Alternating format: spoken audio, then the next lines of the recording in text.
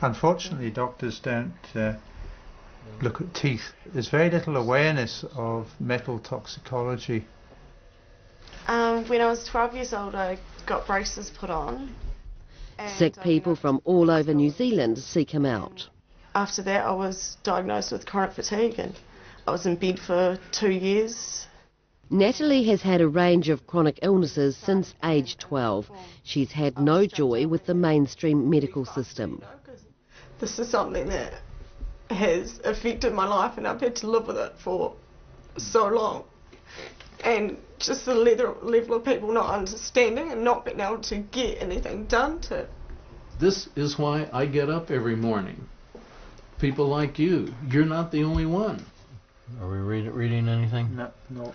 Like Hal Huggins, Dr. Godfrey has had studies published internationally.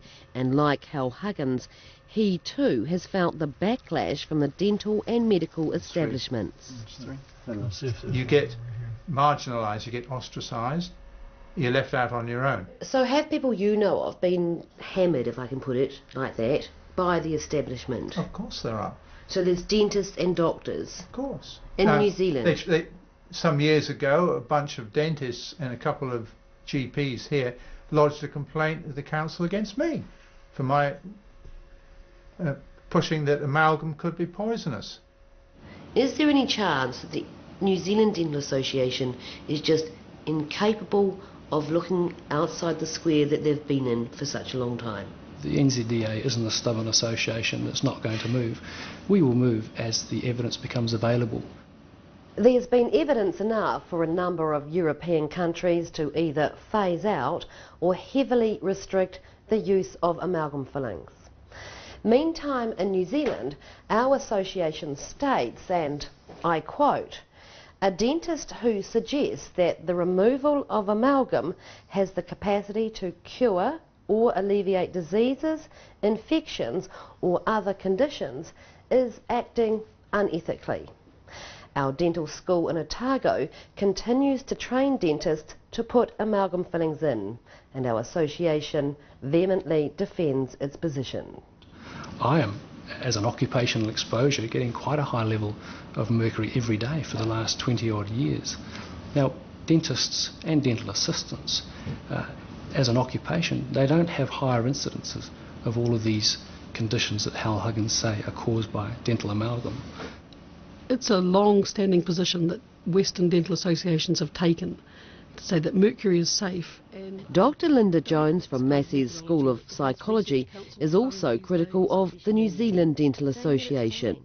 I don't think that they have taken into account some of the very recent studies, including mine, that show particularly that patients who've been diagnosed medically with mercury poisoning have recovered health when they've had their amalgams removed, and I don't think they necessarily keep up to date with the case studies published of dentists and dental assistants who've suffered from mercury poisoning.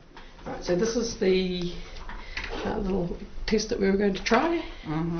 One of her studies monitored 32 people who had their amalgam fillings removed. I mean, they'd gone from losing work, relationships, financial hardship to, the expression I often use is lying around in darkened rooms praying to die, to back in relationships, back in work, productive members of society.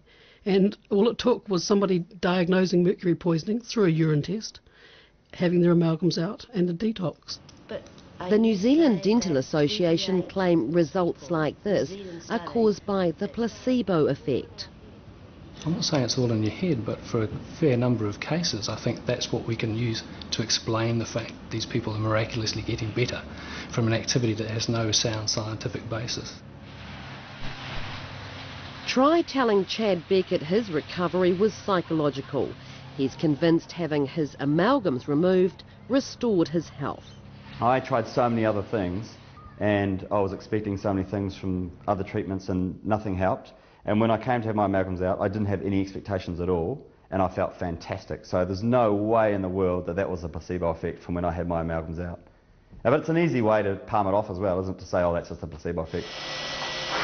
Anti-amalgam campaigners in the States are just this month claiming victory, saying more than half of all American dentists are now mercury-free.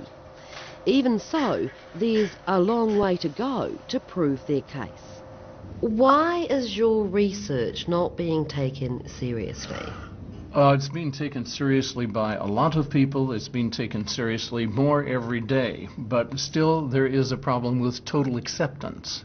And the reason for that is money, liability. The liability, because the dental associations are saying mercury's perfectly safe, put it in. They certainly are. From the legal standpoint, that's not going to wash. When the information gets out, according to U.S. Congress, it's going to be a whole lot bigger issue than the tobacco industry they just finished.